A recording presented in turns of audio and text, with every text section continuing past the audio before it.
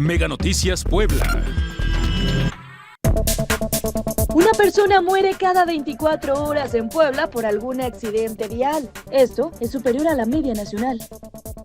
Lo que importa de verdad en 30 minutos. Mega Noticias Puebla. De lunes a viernes a las 20:30 horas.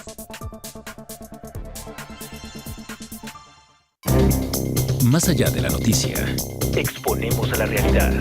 Realidad que desglosamos Para ver el contenido de los acontecimientos. Acontecimientos que te impactan. Interesan, afectan. Somos la voz detrás de los detalles. Para llevar cada suceso A fondo. a fondo.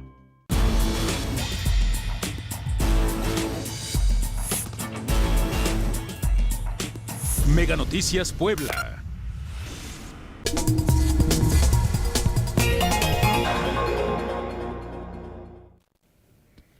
Excelente noche de miércoles, qué gusto que nos acompañen en A Fondo, un programa más de análisis. Hay muchos temas para esta noche. Se cumplieron 100 días de la administración de Alejandro Armenta el pasado 23 de marzo. Estaremos platicando un poco de lo que se ha hecho y lo que no ha hecho y lo que falta, los retos que vienen. También estaremos platicando a nivel nacional. Oigan, lo del Rancho Izaguirre allá en Teuchitlán, Jalisco, sigue dando muchísimo de qué hablar.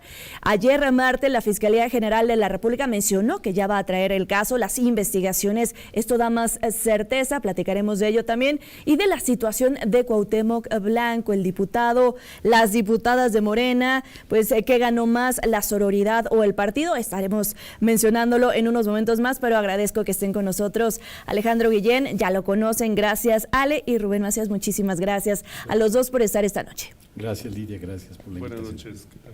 ¿Les parece? Arrancamos con tema más local, los 100 años de Alejandro. 100 días. 100 días, 100 años, no, imagínate. No, 100 días de Alejandro Armenta, los trabajos que han hecho. ¿Cómo lo han visto? Creo que en el tema de la mujer se han visto como más obras, no hablando de datos o no trayendo los datos, como más obras con estas casas de Carmen Cerdán, ¿no? Visibilizando un poquito más el trabajo de la mujer y para la protección de la mujer, eso he notado un poco más. ¿Qué más podrían ustedes resaltar de estos 100 días? Mira, yo creo que en lo que se refiere a políticas públicas, bueno, en 100 días es muy difícil. Claro, incluso ¿no? El tema de seguridad, ¿no? Intentar Exacto. como comparar o la estrategia, verificar. Exacto, es muy difícil, cuesta. es muy difícil sacar en este momento los indicadores y hacer un balance de lo que se hace en 100 días. Esto es muy de tus colegas, ¿no? De los medios, Sí. de esto de los 100 días, ¿no? Pero bueno, finalmente lo que sí se ha notado cada vez que se habla de los 100 días de un gobierno es cuál es el talante, ¿no?, que se ve desde el principio del gobierno. Y yo creo que además de lo que has mencionado sobre el asunto de las casas Carmen Cerdán, que son casas de interés social para mujeres, lo cual es qué bueno que los recursos de los contribuyentes se utilizan en cosas que la gente necesita, y particularmente en la parte de lo que es el grupo de las mujeres, la parte más vulnerable, la gente más necesitada, más pobre, en fin. Y que no había sido visibilizado, ¿no? Por ejemplo, no había sido este visibilizado. punto, ¿no? Estas casas, su función y el tema de salvaguardar a las mujeres. Exacto, o sea, lo de veo... violencia, etcétera, Exacto. ¿no? Entonces, yo creo que eso está bien. Positivo. Me parece que es un aspecto positivo. Pero en la parte simbólica, creo que algo que resalta en muchas de las fotos que ahí la gente de su comunicación distribuye en los medios, es él trabajando en la calle. Ok. ¿No? Sí, lo he visto. La pala, y ya sale las con faenas, su casco. sí, claro. En fin, yo creo que son cosas que por lo menos a mucha gente le agrada el hecho de que además de ser el gobernador, pues también se pone el overol. Exacto. Entonces, eso a mucha gente le agrada. Habemos quienes como académicos, pues lo primero que pedimos son resultados, y creo que resulta muy complicado que en 100 días un gobierno ya comience a dar algunos resultados, sobre todo en aspectos muy sentidos.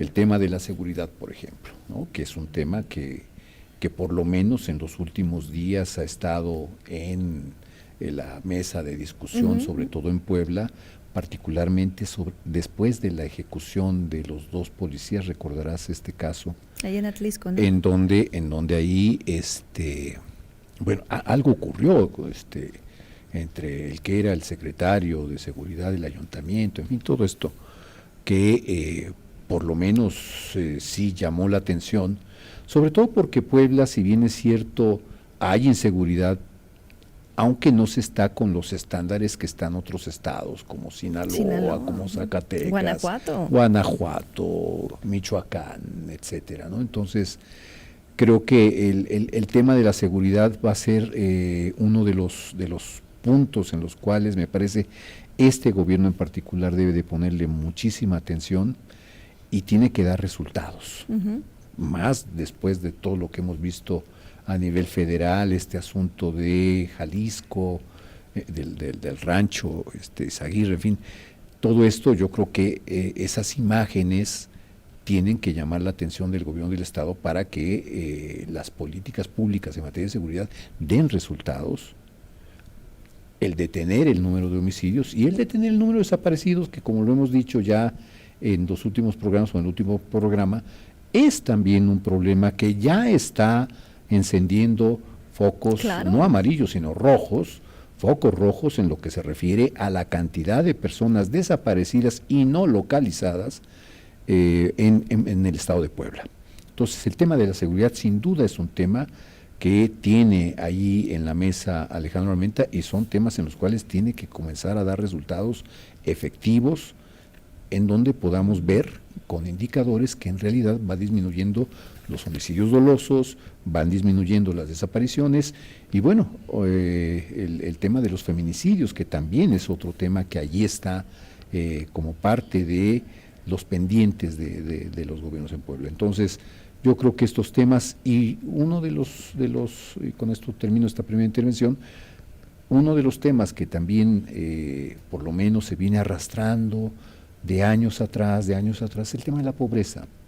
Puebla sigue siendo uno de los estados más pobres del país, forma parte de la pentarquía de la pobreza, y creo que en las condiciones políticas y sociales en las que estamos, sobre todo hoy en la coyuntura económica, con una recesión en puerta, con una reforma al Poder Judicial que, lejos de atraer inversiones, va a espantar las pocas inversiones que se puedan jalar aquí al estado de Puebla.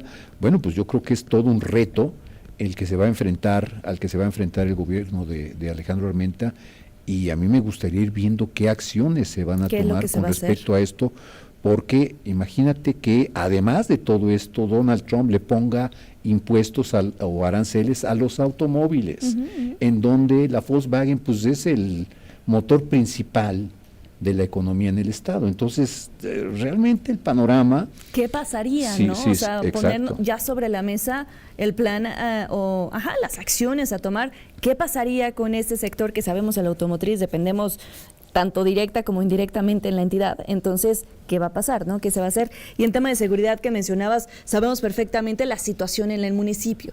Por ejemplo, en el tema de desapariciones, platicábamos la semana pasada, bueno, la mayoría de los casos ocurren en el municipio de Puebla. Exacto, ¿no? exacto. Y la situación que hay, y lo he visto muy pendiente, cuando fue la nueva designación de el vicealmirante Pallares, ¿no? Ahora titular de la Secretaría de Seguridad Ciudadana. O sea, creo que el gobernador ha estado marcando también, creo que 100 días es muy poco para poder evaluar. No sé tú qué opinas, Rubén. Se ve un talante, ¿no? De atender el asunto. ¿Por dónde va? Perdón, Rubén, pero no olvidar el asunto de los presidentes municipales que fueron destituidos, acusados por estar involucrados con el crimen organizado. Entonces, sí, claro. Perdón, Rubén, adelante. No, bueno, así como hay señales, como comentaban, señales como las de la casa o las casas Carmen Cerdán, a mí me llamó la atención la señal de la Secretaría del Deporte y el impulso que se pretende dar al deporte en Puebla. Okay, sí. Entiendo por la naturaleza del gobernador, que es deportista, ¿no? Cuando creo que también es maratonista, etcétera. Me parece que esas son buenas señales.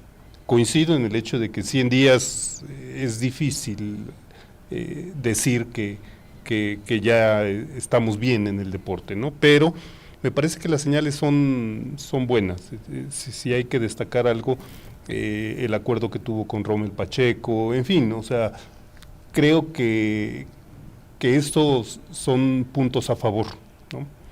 Por supuesto, los puntos negativos, y bueno, ya estamos hablando de las desapariciones. En Puebla en particular, me llamó mucho la atención un reporte de la Comisión Nacional de Búsqueda. Hace 10 días reporta que del 1 de octubre al 28 de febrero, es decir, el periodo de gestión de la presidenta de Claudia Sheinbaum, 6.312 desapariciones. Pero ahí destacan lo que ha habido por estado y por género. Y me llama mucho la atención el caso de Puebla, porque de las 6.300 desapariciones reportadas a nivel nacional en estos últimos meses, Puebla es el cuarto lugar. Solamente 11 casos menos que Sinaloa. Ya se hablaba ahorita de la situación de Sinaloa, y eso es noticia nacional en los últimos meses, ¿no? Bueno, pues Puebla está nada más 11 casos abajo de Sinaloa. 486 desapariciones en Puebla, ¿no? El cuarto lugar a nivel nacional.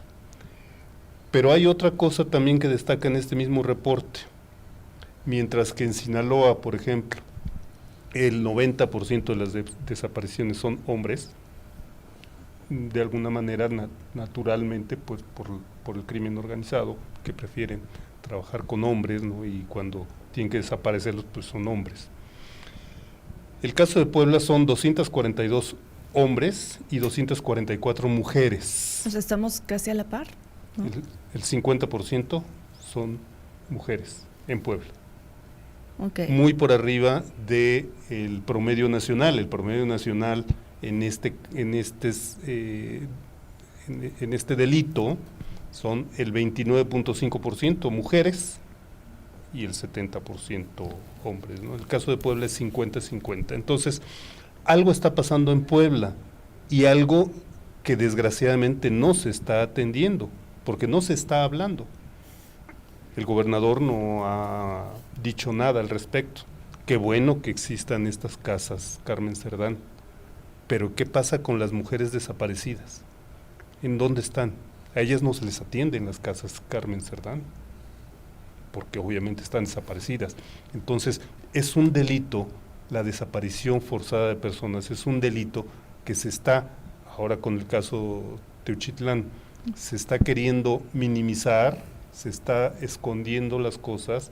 El crimen organizado sabe, o ya es un modus operandi, que bueno, pues para no tener que reportar tantos homicidios, pues no los clasifica como debería. Pasarlos como desaparecidos. Que así pasaba mucho al principio con el tema de feminicidios, ¿no? Exacto. Que no se clasificaban como debería ser el delito, y por eso veíamos como una disminución en ocasiones cuando veíamos, bueno, pero es que está ocurriendo, es que no es feminicidio, y No te echaban ahí un chorro, exactamente.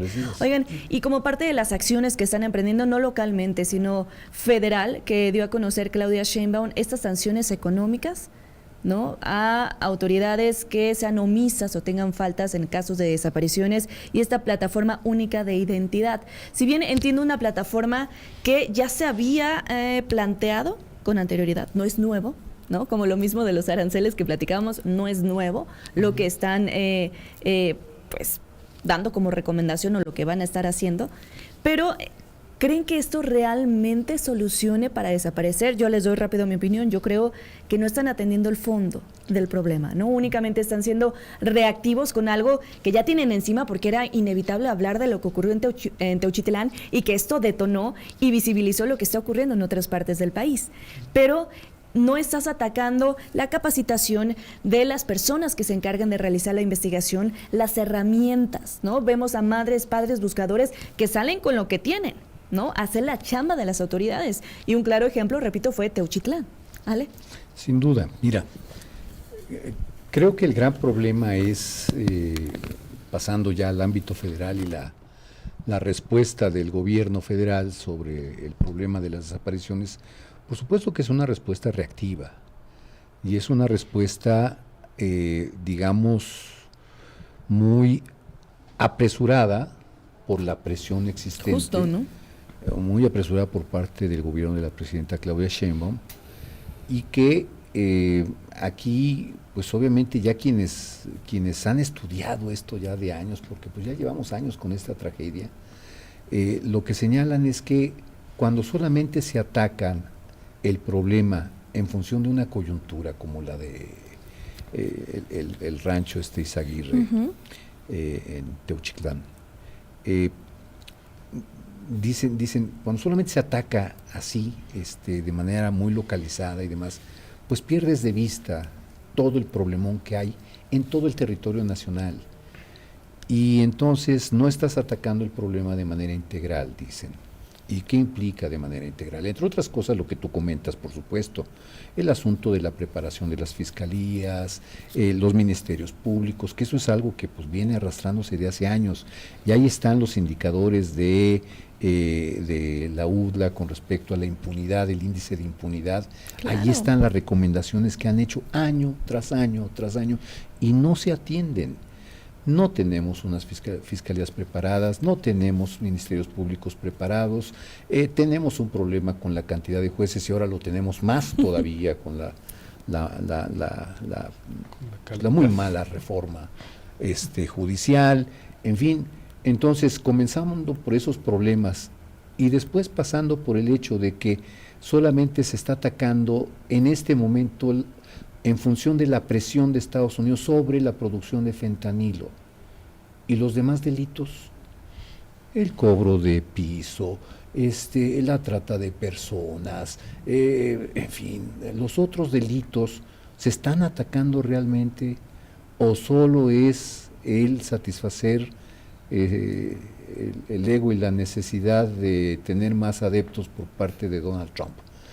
Entonces, ahí es en donde creo que radica fundamentalmente el problema y que, bueno, si les quitan a los criminales el asunto del fentanilo, pues ya se dedicarán a otro giro.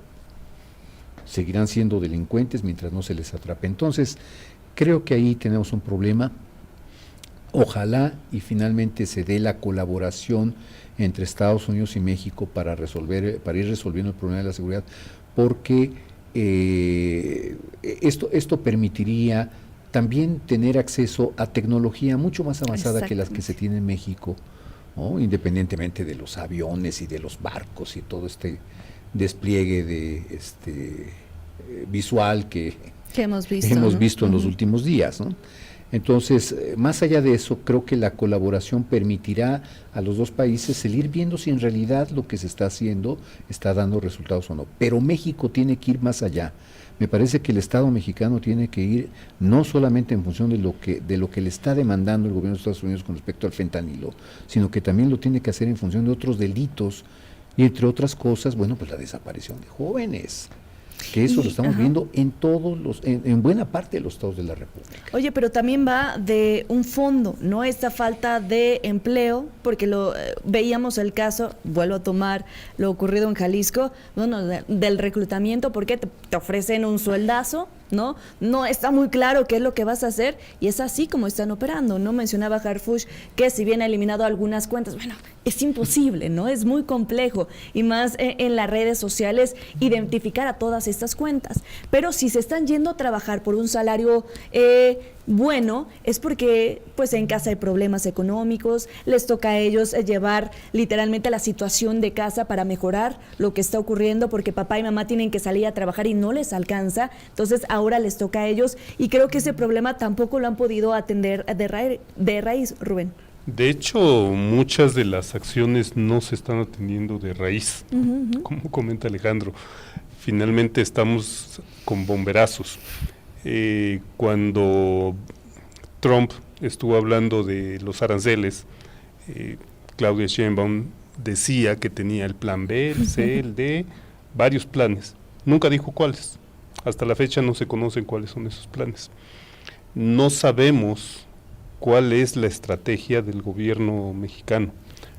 Y el gobierno mexicano también pensando como Estado, es decir, no nada más el gobierno federal, los gobiernos estatales, cuando hablábamos hace rato al principio de lo que Alejandro Armenta pudiera tener preparado ante una eventual caída en la producción de Volkswagen, por ejemplo, ¿no? En donde Puebla depende en gran medida su economía depende de la operación de Volkswagen. Entonces, no estamos viendo una coordinación integral como Estado mexicano, ¿no?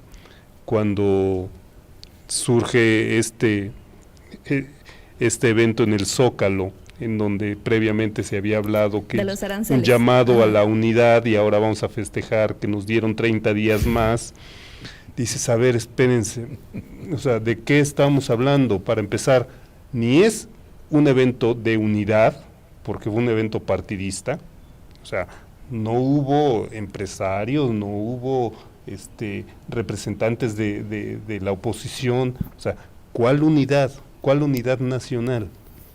Era un evento partidista, ¿no? Al final de cuentas, dices, bueno, ¿y qué festejan? ¿Que tenemos 30 días de vida? O sea, que se alargó la agonía un poquito más. Pues sí, entonces al final de cuentas dices, a ver, queremos conocer los planes, pero los planes como Estado, los planes del gobierno federal que involucre a los gobiernos estatales, que involucre a la iniciativa privada. O sea, necesitamos un plan de Estado y eso no lo estamos viendo en todos los ámbitos, en economía, en seguridad. Entonces pareciera que pues estamos nada más a expensas de ver qué es lo que viene del exterior. Para ver cómo reaccionar. Cómo reaccionamos y atendemos por otros 30 días más al país, ¿no? Y seguimos en una inercia que dices, a ver, ¿a dónde vamos? Y mientras, por otro lado, los males se siguen acumulando. Oigan, y tenemos la visita de este viernes, ¿no? De parte de la Secretaria de Seguridad de Estados Unidos. Y no sé, quizás ahí vayan a ver si se alargan estos 30 días o no. Yo creo que viene sí por el tema de fentanilo, pero también el tema de migración. Y por ejemplo, lo que decía Rubén, pues ¿qué acciones han tomado en migración? Al principio recuerdan, bueno, incluso creo que Trump le bajó un poquito, ¿no? Porque era tiro por viaje estar escuchando o viendo videos de las redadas que hacían en Estados Unidos, la situación que vivían los migrantes, que viven los migrantes. Ahora creo que ha disminuido un poco, ¿no? Estos ataques por parte de Donald Trump. Pero nosotros, ¿qué vamos a hacer? Por lo menos yo no lo he visto, y si no lo he visto, platiquen ustedes si ya lo vieron, algún plan de reacción, ¿no? En el tema de migración. Si bien desde un principio todavía no sabíamos quién iba a ser el titular, iba a ser nuestro exgobernador Sergio Salomón, al final no lo fue, pero que lo están capacitando, pero no sabemos, bueno, quién está ahí tiene un rollo con Segalmex, ¿no? Creo. Entonces, pues no tenemos un plan. A menos que nos vaya a citar otra vez a todos en el Zócalo para compartirnos, bueno, cuáles serían las medidas o las acciones que van a tomar justo con el tema de migración o qué están haciendo al respecto, ¿no? Porque se hablaba al principio, ¿no?, que los centros, que iban a hacer algo, pero nunca nos quedó concreto qué ocurrir. Nada más cuando teníamos muy presente la amenaza de Trump, era cuando veíamos que estaban reaccionando. ¿Y después? ¿Ale? Claro. No, mira, ya lo has comentado muy bien. En síntesis, creo que el otro tema, el problema de la migración, ciertamente es un problema que se atendió llevando Guardia Nacional a la frontera, además de los guardias que puso Trump del otro lado, y eso ha provocado una disminución notable en lo que se refiere a el paso de personas de México hacia Estados Unidos. Entonces, creo que ese método hasta el momento les ha resultado. Yo no veo por qué lo puedan echar para atrás o de que tengan algún plan B o C.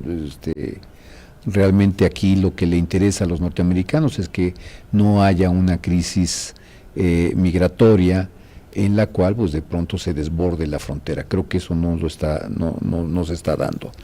Pero sí se está dando el problema de que muchos migrantes se están quedando en territorio nacional y creo que es ahí en donde no hay ningún plan.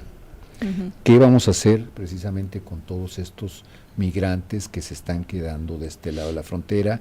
Es cierto, hay algunos programas remediales que se están llevando a cabo en las casas, albergues y demás, pero que pues no te van a resolver el problema de fondo. El ofrecerles algunos de los programas sociales que en México se reparten, pues me parece que tampoco les va a aliviar el problema. Ahí ciertamente estamos, como decía Rubén hace un momento, estamos acumulando los problemas y no les estamos dando solución, y lo único que estamos viendo es cómo poco a poco se van agigantando. Ahora, creo que hay varios temas de fondo, o que están en el fondo de todo esto. El gran problema del gobierno, tanto del gobierno de Alejandro Armenta para el Estado de Puebla, como del gobierno federal en el caso de Claudia Sheinbaum, el gran problema que se tiene en este momento es cómo le hacemos para crecer económicamente, de tal manera que permita que, entre otras cosas, haya las oportunidades para los jóvenes, para hombres y mujeres jóvenes que están en edad de trabajar, y que no tengan que acudir a estos anuncios en el Facebook, en el X y demás, que terminan por ir a centros de reclutamiento, porque no quieren que se les llame centro de exterminio, centros de reclutamiento en los cuales supuestamente les dan un trabajo para ser parte de las filas del crimen organizado. ¿Cómo le hacemos para poder darles oportunidad a estos jóvenes, muchos de ellos con estudios universitarios? ¿Cómo le hacemos? ¿Qué vamos a hacer? Porque es un hecho de que si están acudiendo a este tipo de anuncios, si están acudiendo a este tipo de llamados de los criminales, es porque el Estado, el país, no les estamos dando a los jóvenes las oportunidades que se requieren para que se puedan desarrollar y para que puedan aportar a su familia, para ellos mismos, incluso para tener un centavo y divertirse. No se los estamos dando.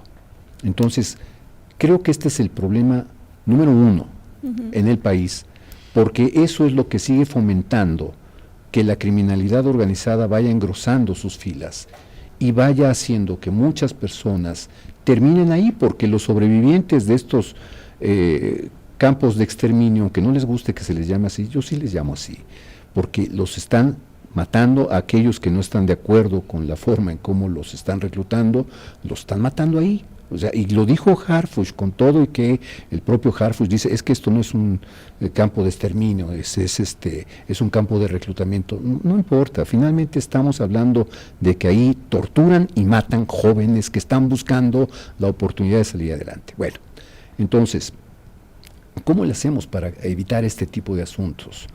Pues creciendo la economía. Y para que crezca la economía, ¿qué es necesario? Lo pongo así en ABCD.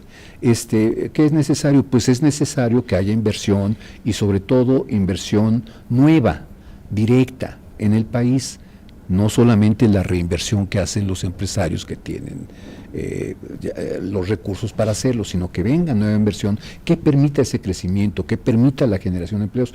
¿Cómo le vamos a hacer si estos capitales están observando, o estas personas que tienen el capital, están observando que tenemos una reforma judicial en la cual, pues por supuesto que no les va a garantizar ninguna seguridad jurídica para poder invertir en el país? Entonces, de entrada ya tenemos ahí un problema estructural muy serio. Esa reforma judicial va a ser un lastre para el gobierno de Claudia Sheinbaum, y se les dijo a las diputadas que apoyaron con todo la reforma judicial, recordarás, se les dijo, pero bueno, insistieron en hacer lo mismo, y ahora tenemos las consecuencias. Las inversiones no van a llegar con esa reforma judicial. Y si a eso le agregamos la inseguridad existente en el país, pues tú dime cómo le vamos a hacer para que vengan esas inversiones que requiere el país para que crezca. Ya está encima, según los datos de quienes están midiendo la situación económica, ya tenemos una recesión en puerta. Y no tenemos todavía los aranceles de Trump. Ajá. Bueno, sí, ya los tenemos, los del acero y el aluminio, pero todavía faltan los otros que va a aplicar en abril. Con lo que nos sigue en este y esperemos que pues el paraguas del Tratado de Libre Comercio nos alcance para más, pero ojalá lo respeten. Pero creo que estos son los asuntos que de fondo, y el gran reto que tienen estos gobiernos. No van a poder atraer inversiones si tenemos una reforma judicial que todavía ni siquiera hemos implementado, pero que ya estamos a punto de votarla en junio, y vamos a ver sus consecuencias nefastas, en el sentido de que no le va a garantizar a ningún inversionista, le va a garantizar su seguridad jurídica. Entonces, el decir vamos a consumir lo que se produce en México, pues yo no sé si eso nos alcance, Rubén, tú sabes más que yo de esto. Si esto No. puede alcanzar o no. Vamos a ir, Rubén, a una muy Sí. breve pausa y regresamos contigo justo para tu análisis de lo que acaba de compartir Ale. Guillén, gracias por estar con nosotros. Recuerden, estamos en A Fondo, ya volvemos.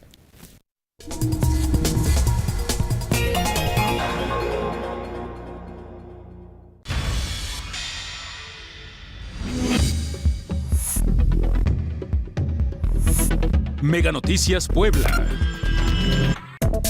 Cada segundo se desperdician 8 litros de agua, lo que representan 28.800 litros cada hora a causa de fugas y tomas clandestinas. Para que te enteres de lo que importa de verdad en 30 minutos. Mega Noticias Puebla, lunes a viernes 20-30 horas. Más allá de la noticia, Exponemos a la realidad realidad que desglosamos, para ver el contenido de los acontecimientos. acontecimientos que te impactan. Interesan, afectan. Somos la voz detrás de los detalles. Para llevar cada suceso A fondo. a fondo.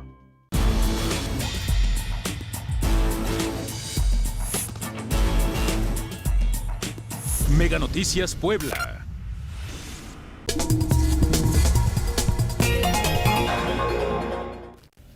Continuamos con más. Rubén, íbamos contigo con este análisis que hacía Ale de su panorama que ve complejo, ¿no? No está Jorge Calles, pero tú vienes hoy como negativo. No es cierto, Jorge. un Saludos saludo. a Jorge.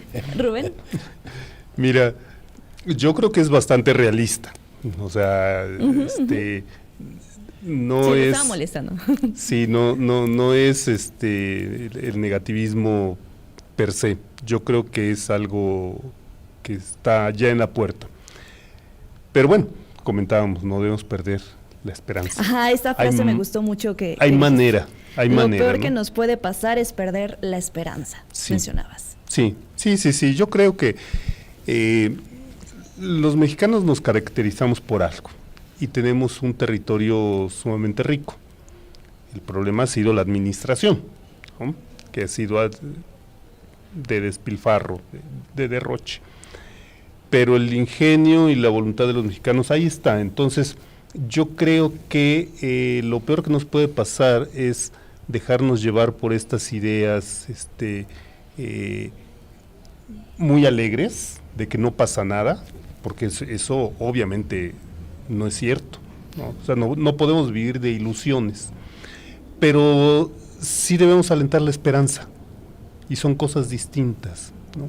Entonces, ¿hay alternativas? Sí, por supuesto, hay formas de emprender negocios pequeños, hay formas de enfrentar la vida más allá de las estructuras formales, ¿no?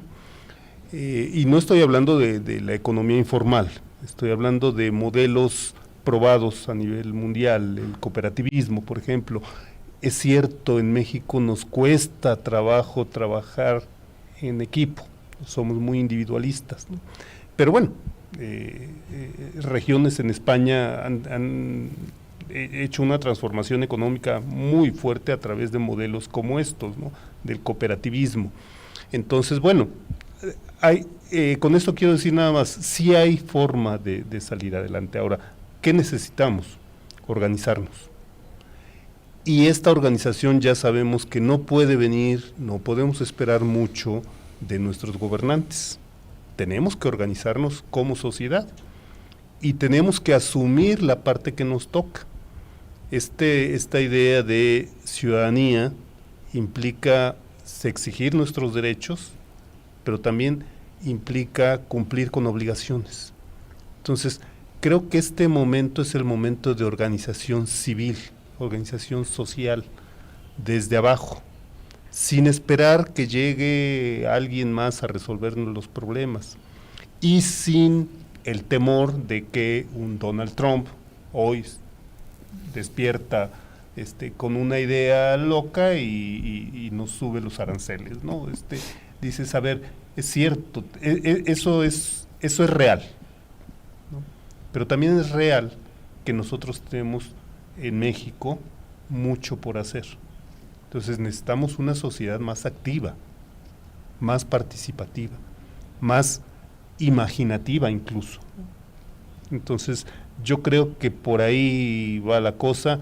He visto movimientos sociales en Puebla en donde se demuestra la preocupación por hacer. Hace un mes y medio en una organización civil nos convocó y la convocatoria era: ¿y ahora qué hacemos? O sea, ya tenemos esto, ya estamos aquí, ya estamos en el 2025, ya tenemos una reforma judicial que amenaza con acabar con el Poder Judicial. Dice, bueno, y ahora ellos decían, ¿y ahora qué hacemos? ¿No? Y empezamos a platicar. O sea, por supuesto que las soluciones no están a la vuelta de la esquina, pero muchas veces hay soluciones menores que pueden empezar a cambiar un poco el esquema, ¿no? Yo creo que para atacar los círculos viciosos, si queremos enfrentar un círculo vicioso de frente, nos va a costar trabajo. Como ingeniero yo sé que necesitas aplicar una fuerza mayor a la fuerza que está haciendo que se mueva este círculo vicioso, ¿no?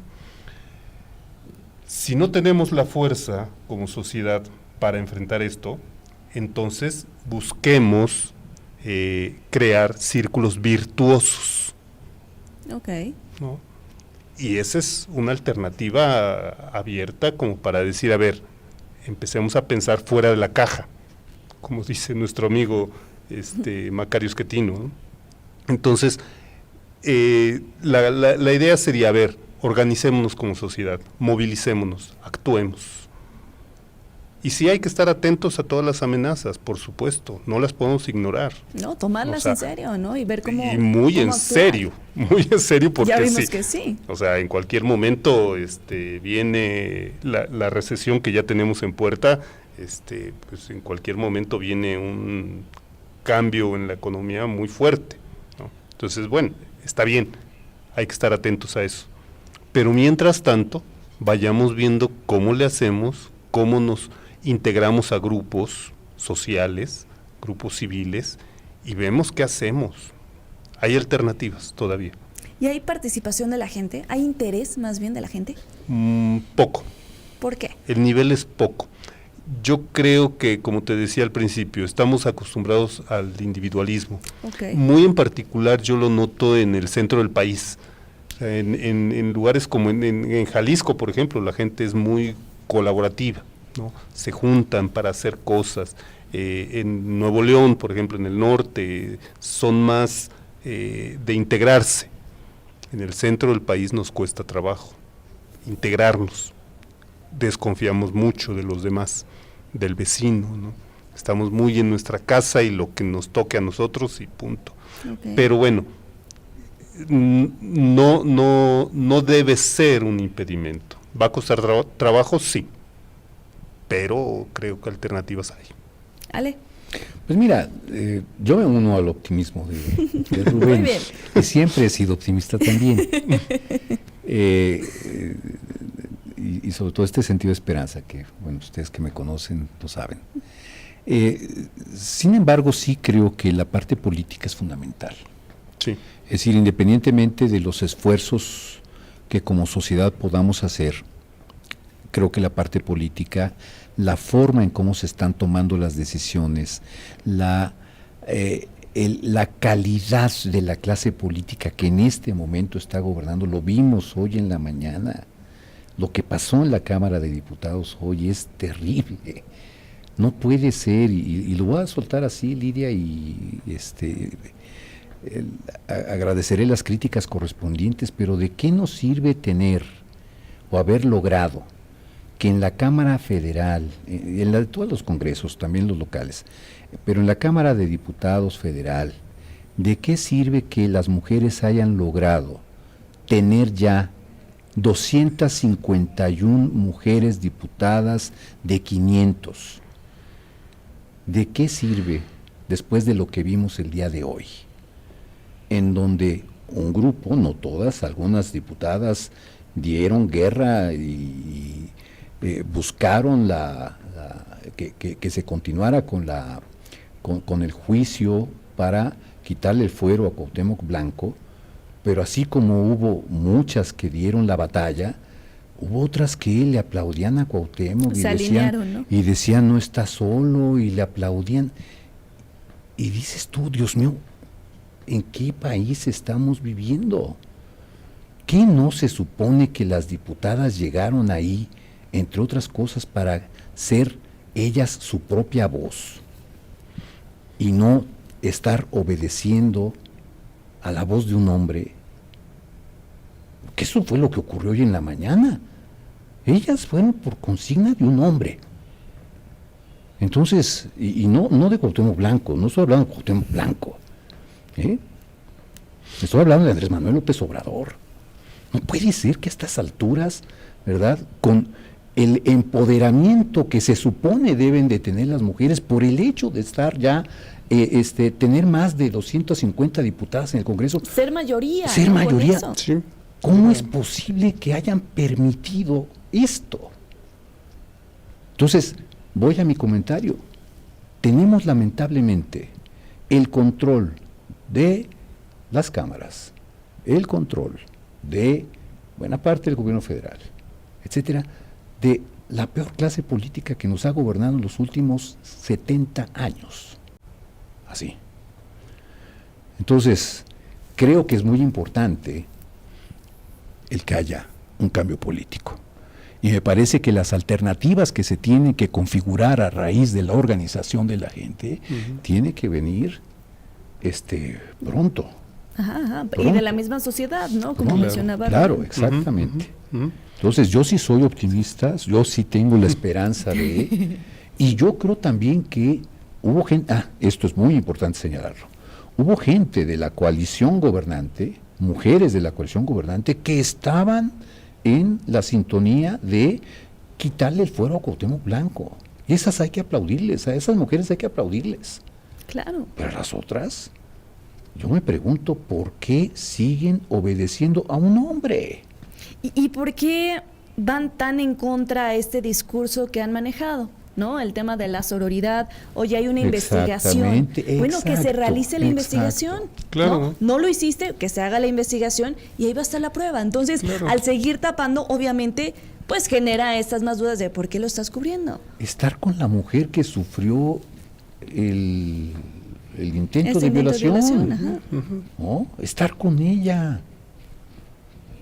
Y hubo hombres que también se pusieron del lado de la víctima y no del victimario, pero no les fue suficiente y entonces pues ya desecharon el desafuero. Ya desecharon el expediente de Cuauhtémoc Blanco. Entonces nos da una idea de que, bueno, así se van a ir trabajando las cosas, ¿no? Cuando ni siquiera hubo una investigación y estamos hablando, o sea, pongo como el panorama general que se me viene a la cabeza, estamos hablando de esta reforma del Poder Judicial. Oye, si ni siquiera quienes nos representan, ¿no?, nuestros legisladores, se prestaron a que hubiera una justicia, que se prestaron a que hubiera una investigación para resolver lo que estaba ocurriendo, ¿qué nos va a pasar a niveles de nosotros, ¿no? Digo, gente de a pie, ¿no? Literalmente, cuando vayamos a exigir justicia por algo. ¿No? Así de fácil se pueden tapar las cosas, Rubén. Sí, de hecho, recordemos que ya hubo una modificación a la ley de amparo, en donde, y eso ya tiene algunos meses, en donde dices, bueno, a ver, antes te podías amparar por un caso y en automático la resolución de ese amparo aplicaba a todos los mexicanos. Ahora no. Ahora se tiene que tramitar un amparo caso por caso individualmente. Pero y toda la gente que no tiene acceso a un proceso de amparo, ¿qué? ¿No? ¿Qué va a hacer, no? Y luego, aquellos que tienen las posibilidades y hacen su proceso de amparo y llegan con unas autoridades con las características de lo que comenta Alejandro, ¿no? Autoridades que dices, bueno, que no sepan o que no quieran aplicar la ley. Entonces, ¿dónde quedamos los ciudadanos de a pie? Que terminan por ser cómplices de quienes son presuntos criminales. Exacto. Sí, finalmente dices, a ver, ¿dónde estamos parados como sociedad? Entonces, sí, lo que comenta Alejandro es, organicémonos como sociedad, pero con miras a incluso acceder a estas posiciones en donde se toman las decisiones, ¿no? Exacto. Entonces ya sabemos que hay caminos, se han intentado caminos de acceso a posiciones de poder por la vía independiente y no han funcionado. Bueno, no es por ahí el camino. Organicémonos como sociedad y busquemos nuevas opciones. Hoy en día la oposición en estas condiciones, la oposición formal, pues está muy calladita también, ¿no? O sea, no hay oposición. Entonces, si no la hay, ¿qué es lo que nos corresponde hacer? Formarla. Oye, por cierto, hablando de oposición, la forma en cómo votó hoy el PRI, votó a favor de que se desechara el expediente Cuauhtémoc. ¿Qué no se supone que el PRI tenía que estar a favor de que continuara el proceso en contra de Cuauhtémoc Pues Blanco? se supone, ¿no? Se supone, ¿no? Pero pues, ¿cuál fue el problema? Pues que Alejandro Moreno estaba también en la lista de los que posiblemente les iban a quitar el fuero. Sí. En fin, esa es la oposición, sí, esa es la oposición, mi Claro. querido Rubén, por eso es lo que yo comentaba, quizá Necesitamos. es necesario que haya de parte de la sociedad, que surja de la sociedad, nuevas caras, nuevos rostros. Nuevas caras, justo. Y yo creo que cuando terminó, o más bien cuando estábamos en campaña el año pasado, hablábamos de cómo solo veíamos que brincaban, ¿no? De un color a otro, pero seguíamos viendo pues a las mismas A las personas. mismas, claro. Y justo cuestionábamos, bueno, entiendo que la oposición se debe pues replantear, ¿no? Toda esta ideología, que yo creo que las ideologías han valido gorro, Ya ¿no? no Y sé, nos ha sí, quedado sí. claro en los últimos años, pero sí creo que hay gente capaz, ¿no? Gente Por que puede supuesto. corregir la situación, incluso dentro de los partidos, pero no los dejan brillar. Exacto. ¿No? O sea, quieren seguir siendo estos rostros que piensan que porque ya son conocidos pueden alzar un poco el partido o que vuelva a revivir, cosa que pues no les ha funcionado, ¿no? En lo absoluto. Esto que comentas, Lidia, me parece muy importante para sostener el sentido de esperanza del que estamos hablando. Esto que estás diciendo, porque finalmente hay gente con conciencia social, civil, política, con conocimiento, en todos los partidos, y subrayo todos, incluyendo al Movimiento de Regeneración Nacional. Si bien he hecho el comentario que de pronto pareciera que es la peor clase política que nos ha gobernado en los últimos 70 años, sí, y lo sostengo, porque ahí están y están haciendo un daño terrible, pero también hay gente adentro que no está de acuerdo con lo que está ocurriendo, y me lo han dicho, Así es. pero no tienen la capacidad ni los números para poder detener esta cantidad de barbaridades que están cometiendo los que en este momento sí les dan los números en el Congreso. Entonces, esto que dice Lidia, sí, tienes toda la razón. Hay gente muy capaz en Morena, hay gente muy capaz en el PT, hay gente muy capaz en el Verde, y mira que estoy diciendo el Verde, Que ya es mucho. que ya es pero bueno. demasiado, pero sí la hay. Y hay gente también en la oposición que está comprometida con su papel.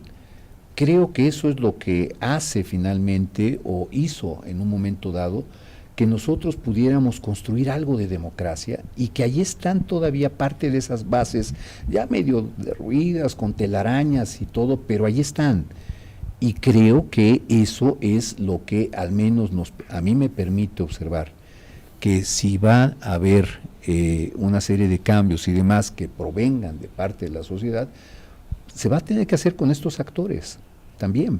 Y obviamente hacen falta esos rostros nuevos, esas caras nuevas, Claro. que le permitan dar frescura también al ambiente Y que cambien político. también esta idea que tiene la sociedad, ¿no? De cómo son los partidos políticos, de cómo es un político, porque si bien sabemos perfectamente, pues no hay un buen historial, ¿no? Exacto. Vamos a ir a una muy breve pausa, no se despeguen, ya volvemos con más.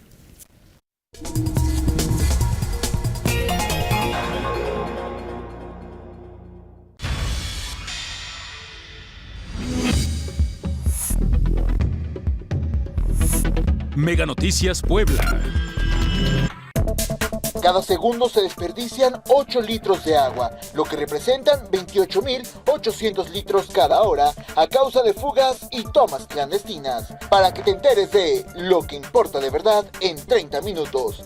Mega Noticias Puebla, lunes a viernes 20-30 horas.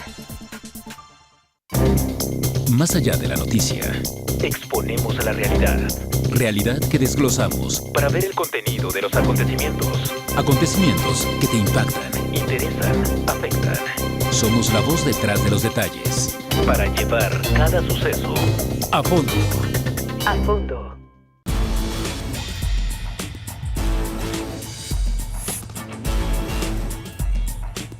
Mega Noticias Puebla.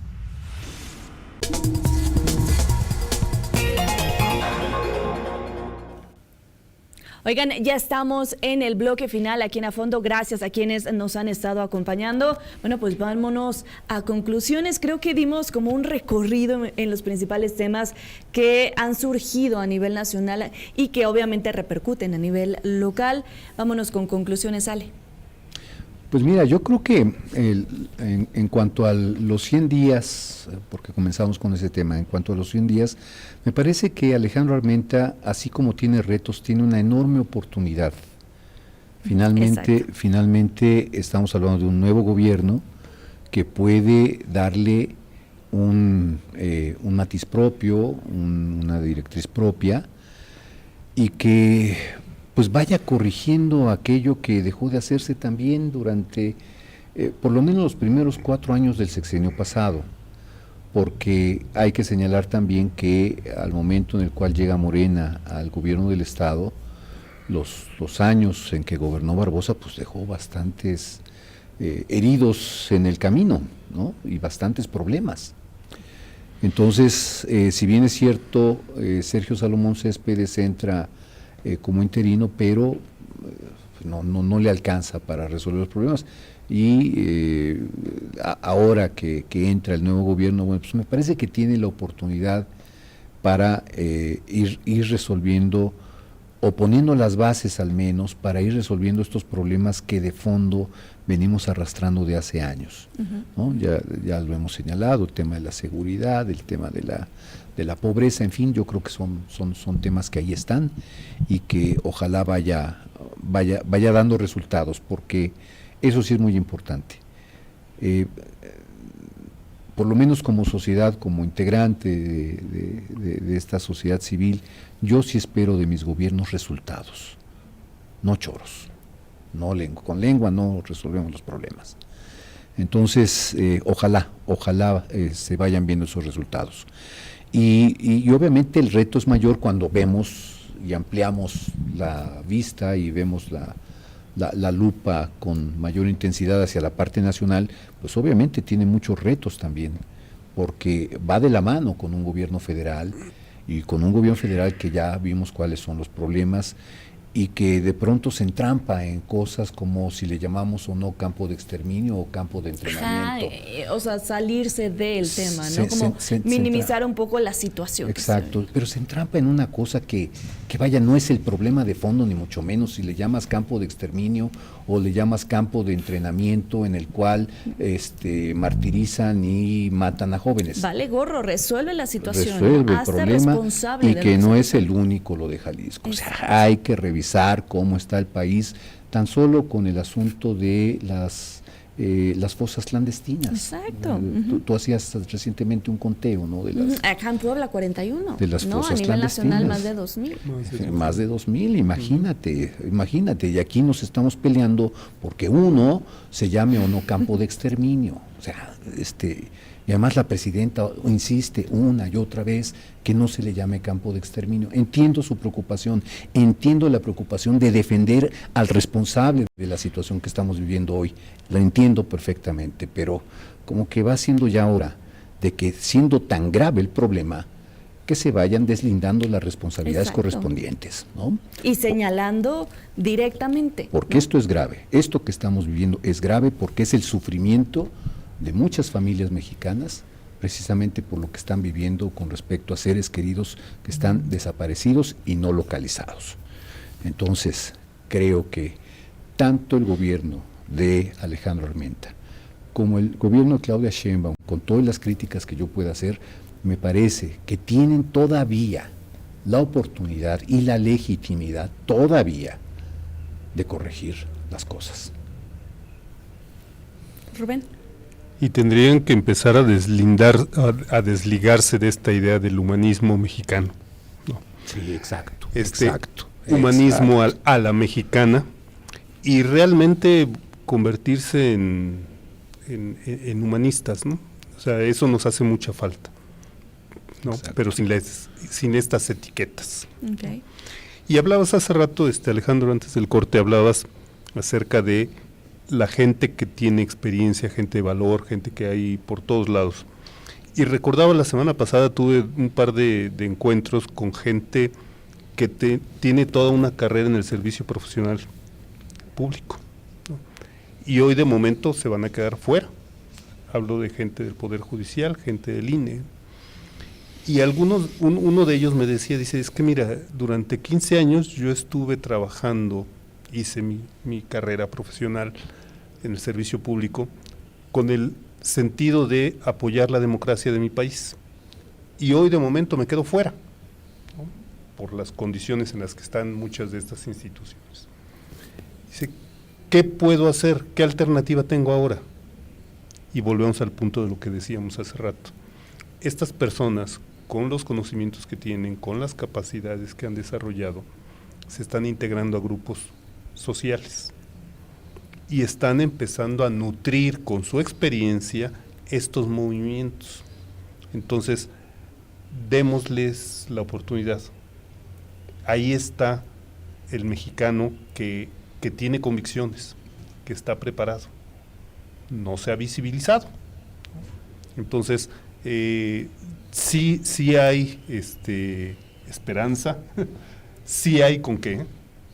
Necesitamos únicamente voltear a vernos, abrir un poquito la mente, ¿no?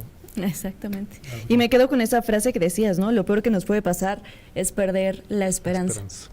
Sí. Oigan, y rapidísimo, tenemos como 2 minutos. Leía, no profundicé en el tema, pero el del Poder Judicial y la Iglesia, ¿no? Que ahora, bueno, como se quedaron sin rumbos por dónde promocionarse o hacer su campaña, bueno, la Iglesia podría prestarse a que puedan realizar la campaña, y tenía un debate justo en un programa anterior aquí en Mega Noticias de, bueno, pues la Iglesia a lo que es de la Iglesia, ¿no? Que no se meta, y entonces mi otra compañera decía, bueno, y es que no los dejaron otro recurso. Muy brevemente, ¿han escuchado de esta situación? Sí, y además que la discusión es una discusión que ya tiene sus siglos. Bueno, sí. Entonces, sí, mira, yo creo que en el caso de la Iglesia, yo creo que dentro de la misma está todo lo que se llama pastoral social, y está la doctrina social de la Iglesia, y yo creo que puede haber foros ahí en los cuales se pueda discutir la misma reforma judicial, que alguien que se esté postulando, bueno, pues quiera en un momento dado, si le permiten, si lo dejan, anunciarse como candidato y demás. Pero obviamente ya lo que se refiere a la jerarquía eclesiástica y demás, como bien lo dices, pues su función es otra, ¿no? Pero eso no hace que la Iglesia como tal, y sobre todo porque ahí no solamente es jerarquía eclesiástica, no solamente son clérigos, no solamente son sacerdotes, sino que también hay, o habemos, porque yo soy parte de la Iglesia Católica, soy creyente, habemos quienes somos laicos y quienes estamos en estos trancazos. Yo en ese sentido sí prefiero que mi sacerdote, mi obispo y demás esté con las cosas de Dios, y que nos deje a los laicos partirnos la maraca con los otros. Yo sí prefiero eso, pero aún así, finalmente son también ciudadanos, no se nos olvide que también son ciudadanos y también votan, que esto es muy importante y es además un derecho constitucional, y yo diría un derecho humano que tienen. Entonces, ni tanto ni tampoco, ni prohibirles, pero creo que hay los espacios suficientes en donde se puede marcar la línea entre una cosa y la otra.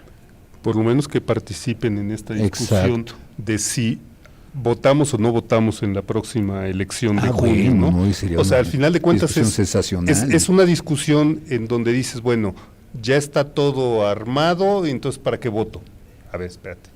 O sea, está bien, ya está todo armado, pero como ciudadanos no podemos quedarnos cruzados de brazos. Entonces, eso es un tema en el que yo creo que sí es válido que participen todos, incluyendo todos. la iglesia.